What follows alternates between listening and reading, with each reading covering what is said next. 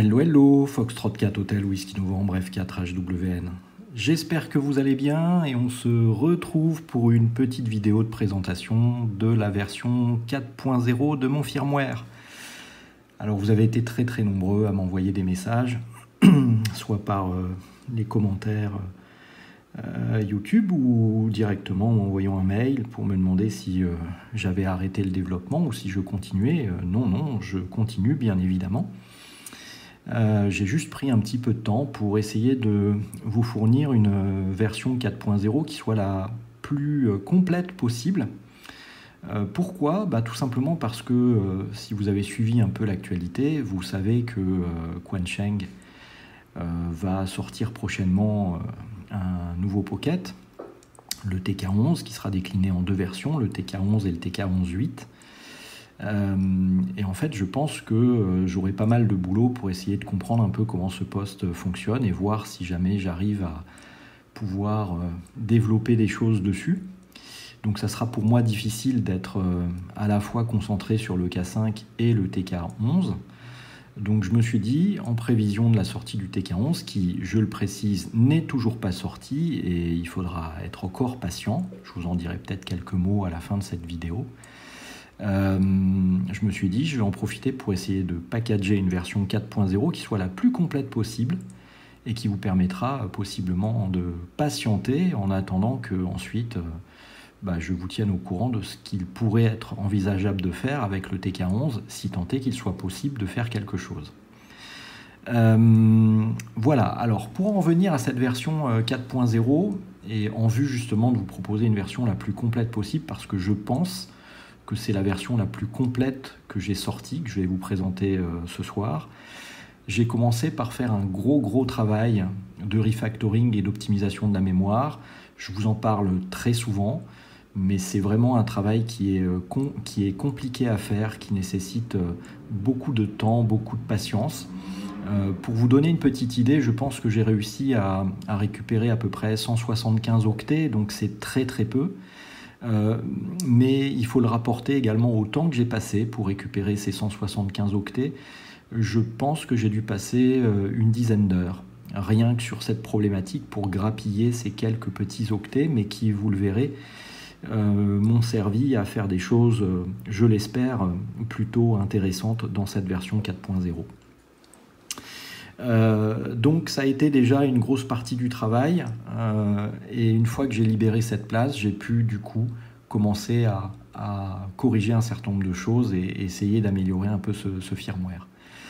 Alors la première chose que j'ai faite et qui fait écho à une issue remontée sur GitHub qui m'a laissé complètement perplexe. J'ai corrigé un problème potentiel avec l'utilisation de ce qu'on appelle des clés AES personnalisées.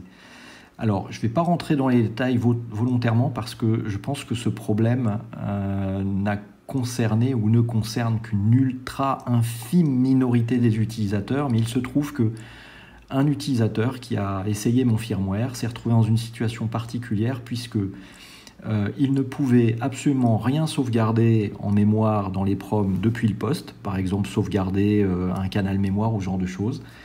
C'était impossible, c'était comme si l'écriture était verrouillée. Et pareil également avec Chirp, quand il lisait le poste, le contenu de l'EPROM avec Chirp, il récupérait rien du tout comme information, et s'il rentrait des informations depuis Chirp pour les rebalancer dans le poste, pareil, rien n'était écrit en mémoire. Donc comme si l'EPROM était en lecture seule, vide et en lecture seule.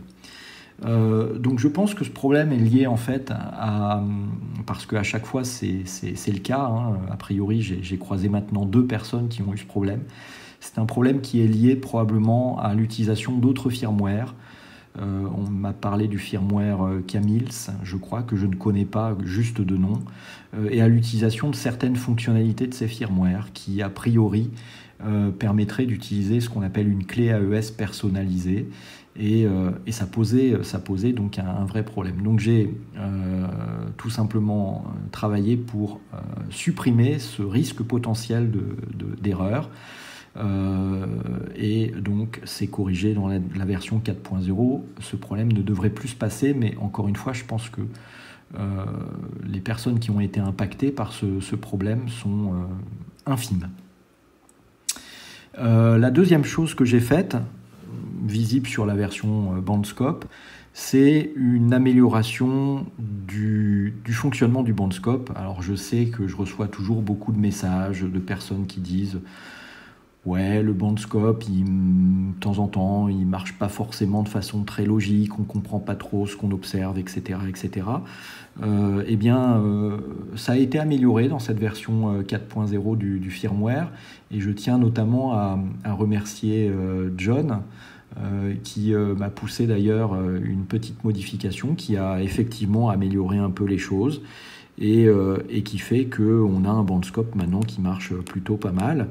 Je pense même qu'il n'a jamais aussi bien marché que maintenant. On va faire d'ailleurs une petite démonstration. Je vais recopier la bande PMR 01 sur le VFO A. Sur le VFO B, je vais recopier le PMR 16. Donc voilà qui est fait. Je repasse sur le VFO A. Je passe en mode scan range et j'active le Bandscope. Et on a un joli Bandscope qui couvre du coup la bande PMR complète qui s'affiche à l'écran. Je vous laisserai jouer avec ce Bandscope, mais je pense qu'il y a pas mal de choses qui ont été stabilisées, même si, comme d'habitude, un certain nombre de personnes vont toujours déplorer que ce Bandscope ne fait pas le café, ni la cuisine, mais on ne peut pas tout faire, et comme je le répète à chaque fois, même si certains ont du mal à le comprendre, ce petit analyseur de spectre ne tient que sur quelques kilos de mémoire, et je trouve qu'il fait déjà pas mal le job. Donc cette petite chose donc, a été améliorée sur cette version 4.0, en tout cas sur les versions qui proposent le Bandscope. Autre chose que j'ai améliorée, et on va le voir au travers de différents exemples, c'est ce que j'appelle le mode résume. Alors vous savez, le mode résume, je vous l'avais présenté pour faire en sorte, par exemple, lorsqu'on éteint le poste en mode scan, quand on rallume le poste, le scan redémarre, qu'on soit en scan simple ou en scan range. Donc ça, vous connaissez cette fonctionnalité que j'ai donc implémentée depuis, je ne sais plus, la version 3.7, je crois. Donc 3.7, 3.8, 3.9, je l'ai améliorée à chaque fois. Et cette fonctionnalité, je le crois en tout cas, fonctionne plutôt pas mal et est assez appréciée d'après les retours que j'ai. En fait, ce résume mode, c'est-à-dire cette fonctionnalité de pouvoir redémarrer dans l'état dans lequel on a laissé le poste, je l'ai généralisé à d'autres choses. Et en l'occurrence, par exemple, là je suis sur une version 4.0 avec le Bandscope, et vous voyez le Bandscope est actif, je suis en train de surveiller les 16 canaux PMR. Et bien si j'éteins le poste, comme ceci, et que je le rallume, et bien vous allez retrouver le poste dans l'état dans lequel vous l'avez laissé. Et vous voyez, on retrouve notre Bandscope en mode scan range d'ailleurs, avec fréquence basse c'est PMR01, fréquence haute PMR16. Et voilà, donc le poste s'est souvenu que vous étiez dans cet état au niveau de l'utilisation du Bandscope, et à l'allumage, il s'est remis dans ce mode-là. Alors bien sûr, si je ressors du Bandscope et que cette fois j'éteins le poste et que je le rallume, là je reviens en mode radio standard, il n'y a pas de souci là-dessus.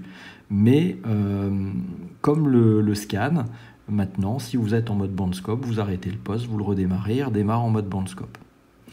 Ce mode résume mode, je l'ai aussi amélioré sur la version Broadcast FM. Alors vous allez bien sûr anticiper ce que j'ai fait très, très logiquement. La particularité de la version Broadcast FM, vous le savez, c'est de permettre de pouvoir écouter la radio, la bande FM et rire et chanson. Ça tombe bien puisque, vous voyez ici, je vais tout simplement basculer sur rire et chanson. Ah, il y a la balise sur le hotspot qui passe, donc qui a pris la main. Mais on va revenir sur rire et chanson, ne craignez rien. Je Je vais juste laisser la balise se terminer, voilà. On va vite repasser sur Rire et Chanson en mode FM. Et voilà, donc on est sur Rire et Chanson, hein, 87.4.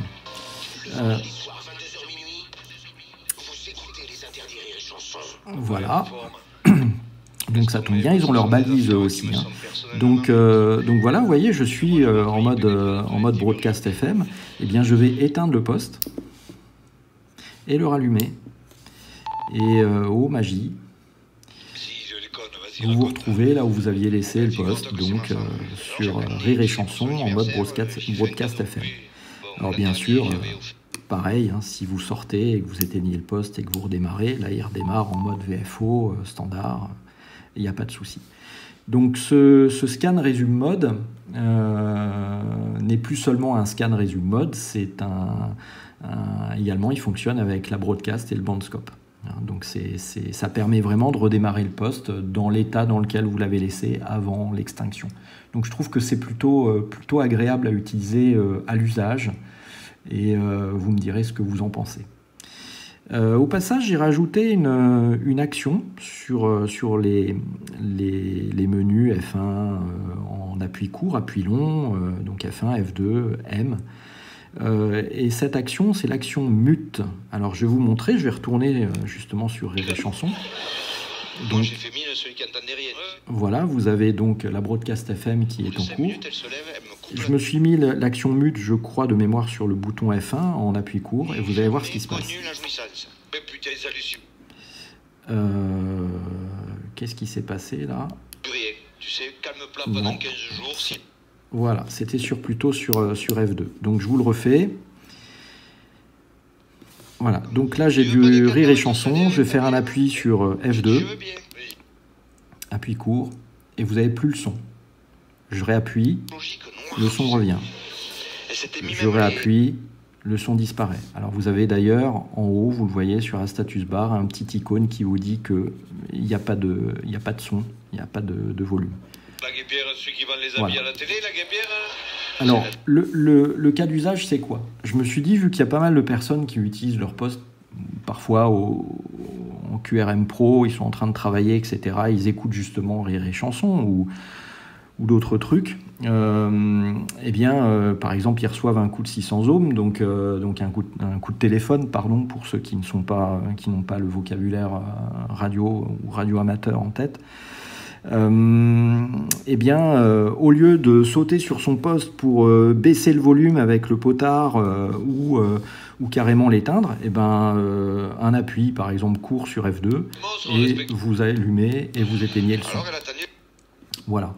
Alors, notez une chose, c'est que quand vous jouez sur le son va jouer en fait sur les deux types radio. Vous savez, vous avez le BK4819 qui est lié à la partie radio au sens PMR, bande radio amateur, etc. et le BK1080 qui est lié à la broadcast FM. Là, par exemple, j'ai coupé le son. Si jamais je ressors de la bande FM, je suis en mode VFO standard, vous voyez toujours le petit icône qui vous dit que vous n'avez pas de son. S'il y a quelqu'un qui passe en émission, je vais le faire d'ailleurs à côté, je vais le faire sur une bande PMR, je vais me mettre sur PMR 02, hop, on vient là, donc je vais pomper à côté ici avec ce poste. Ah oui, je suis en disable. Donc on va rechanger pour pouvoir pomper sur cette bande PMR. Voilà, tac. Donc voilà, je passe en émission. J'ai beau parler, vous entendez pas, il n'y a pas de Larsen. Pourquoi? Parce que le son est coupé. Si par contre, voilà, là, vous m'entendez. Voilà, donc quand vous coupez le son, l'action mute, elle fonctionne tant sur la broadcast FM que sur les bandes radio amateurs ou amateurs radio. Il n'y a absolument aucun problème là-dessus. Ça fonctionnera parfaitement. Donc vous avez toujours ce petit icône qui s'affiche dans la barre de statut ici pour vous prévenir si jamais le son est coupé ou pas.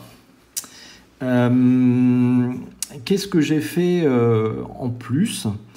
Eh bien, j'ai réactivé également une fonctionnalité qui avait été pas mal appréciée et que j'avais finalement enlevée parce que je voulais économiser un peu de place mémoire. Mais vous voyez, comme j'ai réussi à gagner un peu de place à gauche ou à droite et que je voulais vraiment vous sortir une version qui soit la plus complète possible. C'est une version 4.0, donc en plus on change, c'est une nouvelle version quelque part.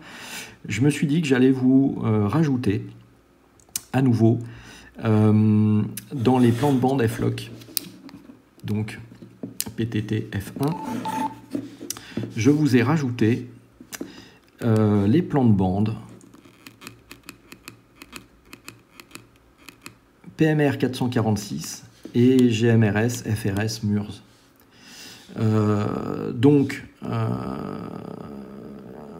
Vous allez pouvoir très rapidement, si vous êtes par exemple juste PMRiste, choisir le plan de bande PMR 446 et automatiquement les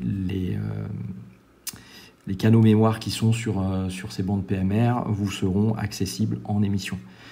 Tout le reste sera verrouillé. Mais ensuite, vous jouez avec le TX-Lock.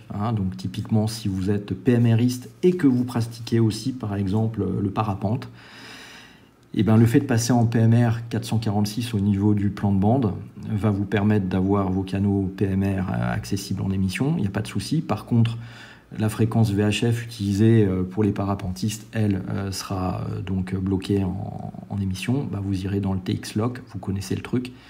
Et vous passerez le TX-Lock à off et vous pourrez également pomper sur cette fréquence. Donc vous retrouvez donc à nouveau les deux plans de bande PMR 446 pour globalement l'Europe et FRS GMRS MURS pour le continent notamment nord-américain. Donc c'est des plans de bande que vous aviez l'habitude d'utiliser avant que je les supprime lorsque j'ai introduit le TX-Lock, mais là, je vous les ai remis pour avoir vraiment une version la plus complète possible. Alors, en complément, cerise sur le gâteau, je vous ai sorti également une version, vous connaissiez, je sais qu'il y avait énormément de fans de la version que j'avais appelée la version Voxless. Alors, je l'ai renommée, cette version, je l'appelle plus la version Voxless, je l'appelle la version basique. Mais je vous ai packagé donc une version qui, dorénavant, va s'appeler la version basique. Je ne sais pas si je vous en ferai d'autres, mais pareil, je voulais vraiment, avec cette version 4.0, vraiment essayer de faire quelque chose le plus complet possible. Et dans cette version basique, en fait, vous avez une version qui embarque le bandscope, comme vous le trouvez sur la version bandscope, si ce n'est que par rapport à la version qu'il y a sur la version bandscope, vous n'avez pas l'affichage des canaux mémoire si jamais vous avez un canal mémoire, enfin une fréquence, une porteuse qui est détectée sur une fréquence et que ça correspond à un de vos canaux mémoire. Sur la version bandscope, vous allez voir le nom s'afficher également. Là, sur cette version, vous n'aurez pas ça. Et puis vous n'avez pas non plus la sauvegarde des paramètres. Vous n'avez pas le résume mode non plus qui ne marche pas. Mais vous avez le bandscope. Vous avez la broadcast FM également. Donc il n'y a pas de souci, elle est là. Mais en complément, par rapport aux autres versions, c'est une version tout de même qui est dégradée dans le sens où il n'y a pas AirCopy, il n'y a pas le Vox. Il n'y a pas le mic bar, vous savez, c'est la jauge qui s'affiche à l'écran quand vous parlez et qui vous montre un petit peu l'intonation de la voix, tout simplement. Vous n'avez pas le mode narrower également, qui vous permet d'avoir du coup un mode un petit peu plus étroit. Je vous ai également supprimé une fonctionnalité, mais qui je pense est très peu utilisée, qui est la fonctionnalité Set Contrast, qui vous permettait de régler le contraste de l'écran. Vous l'avez plus. Vous n'avez pas non plus le mute que je vous ai montré pour couper le son. Vous ne cherchez pas, vous ne le trouverez pas.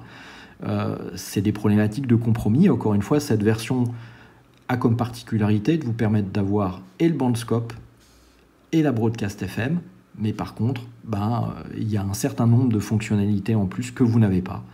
Donc on ne peut pas tout avoir, vous le savez, il y a des contraintes en termes de place mémoire, et donc il faut faire des choix. Donc bien évidemment, je ne vous la représente pas également, mais vous retrouverez également la version RescueOps, qui pareil va profiter de l'action mute que j'ai rajouté, des plans de bande, PMR, etc., etc. Vous les retrouvez aussi dans le mode basique, les plans de bande FRS, GMRS, MURS et PMR, ils y sont. On regarde, hop, c'est là. Toc, PMR 446, GMRS, FRS, MURS, voilà, sur la version basique aussi on les trouve. Donc il y a aussi une version RescueOps, il n'y a pas de souci. Donc du coup vous retrouverez la version Bandscope en 4.0, la version Broadcast en 4.0, la version RescueOps en 4.0 et cette version basique anciennement appelée Voxless en 4.0 aussi, mais avec pas mal de compromis. Donc je pense qu'il y en a vraiment pour tout le monde. Je pense que c'est une version qui est plutôt pas mal, qui est quand même vraiment, je trouve, assez aboutie et qui vous permettra, j'espère, de patienter en attendant qu'on y voit un peu plus clair sur le Quansheng TK11. Voilà les amis, bien évidemment, vous retrouverez également sur la page habituelle tous les liens pour télécharger ces différentes versions et puis bien sûr le driver Chirp, bien évidemment. Alors, je précise aussi quelques petites choses. J'en parlais avec Alain. Il y a peut-être dans des évolutions futures, il y a peut-être des actions sur les boutons F1, F2, etc. que je supprimerai parce qu'il y a des actions qui prennent de la place et qui, pour moi, ne servent à rien. Je vais vous donner des exemples. Vous me direz ce que vous en pensez dans les commentaires. Mais par exemple, vous avez une action. On va aller le regarder. Alors, je ne sais plus, ça va être vers les menus 30... non, je dois être trop bas, je pense. Ouais, F1 short, par exemple. Vous avez des actions possibles comme l'action lock keypad qui vous permet de locker le clavier. Je trouve ça un peu idiot. Il y a certaines actions comme ça qui sont disponibles. Il y en a d'autres. Il y a le switch AB ou le switch entre mode VFO et mode mémoire. C'est des actions qui sont possibles et qu'on peut affecter au bouton. Je trouve ça un peu dommage parce que ces actions, on les a déjà au niveau du clavier. Par exemple, pour locker le clavier, il suffit d'appuyer ici sur la touche F. Pour passer de VFO à mémoire, il suffit d'appuyer sur la touche 3. Pour switcher entre le VFOA et le VFOB, enfin VFO virtuel, je vous rappelle, il y a un seul VFO dans les Quansheng. Il faut appuyer sur la touche 2. Bref, il y a des actions, à mon avis, qu'on peut affecter au bouton F1, F2 qui n'ont pas de sens, que ça ne sert à rien. Donc il est possible que dans une version 4.1, je les supprime pour faire de la place mémoire. Je vous préviens tout de suite. Donc voilà. Donc vous retrouvez ces différentes versions à l'endroit habituel encore une fois ou dans la description de cette vidéo. Je vous mettrai également donc un driver Chirp, bien sûr, il n'y a pas de souci là-dessus et j'espère que tout ça vous plaira.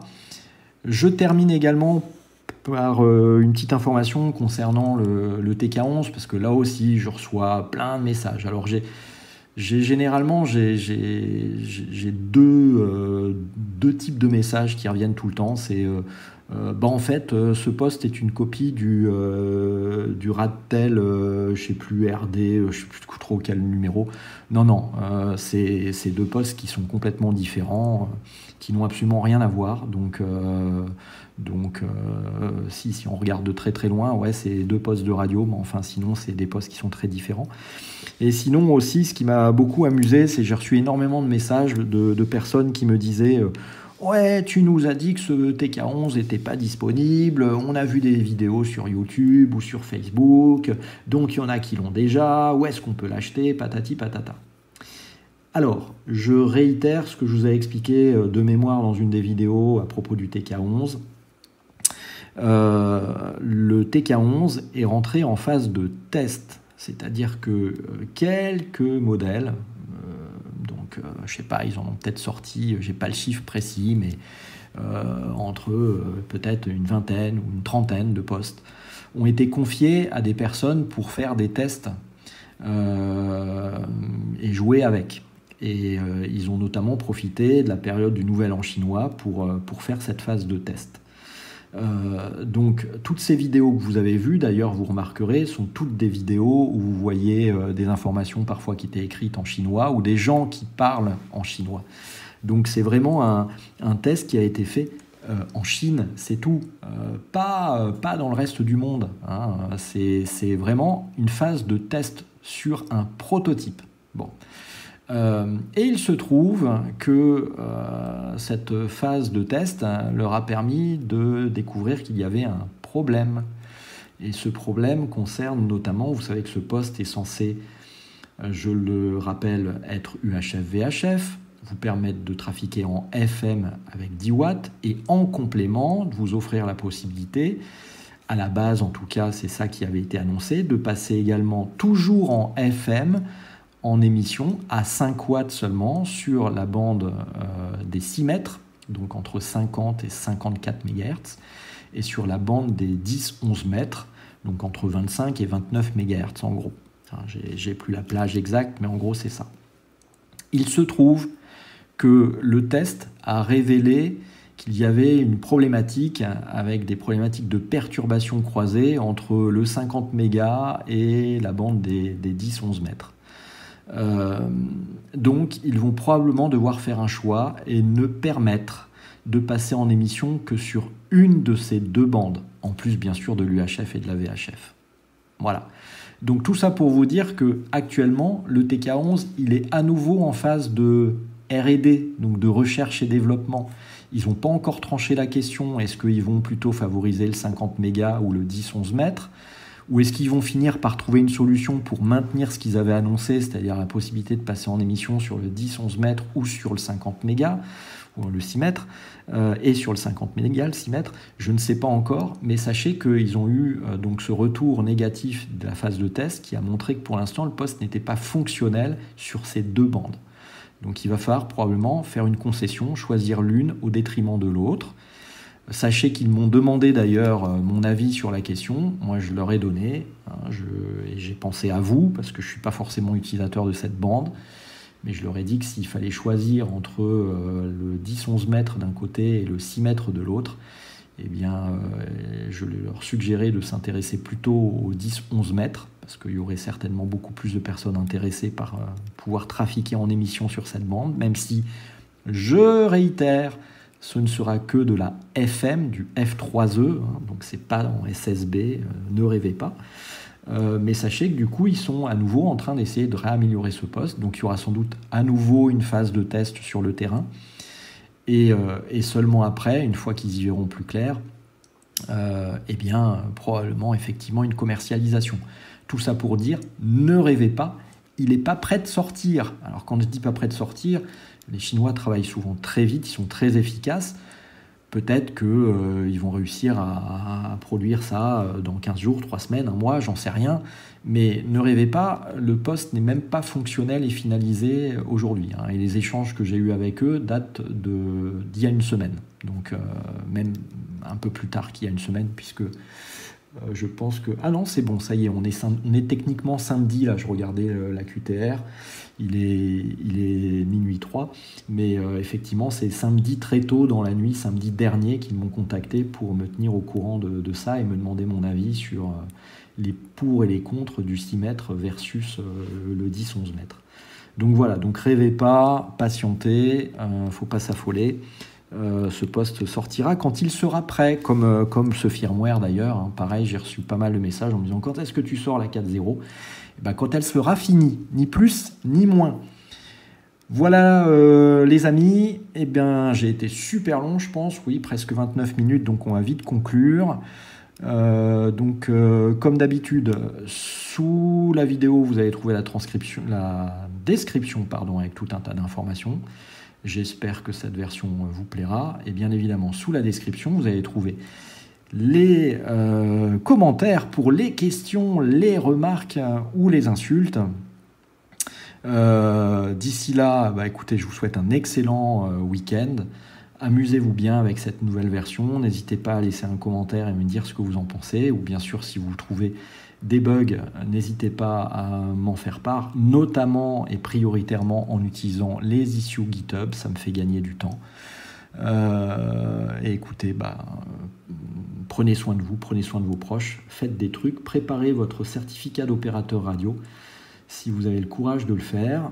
Et on se retrouve à l'occasion d'une prochaine vidéo quand j'aurai des choses intelligentes à vous dire. Allez, 73 à tous, merci encore, 4HWN en QRT, ciao, bye bye.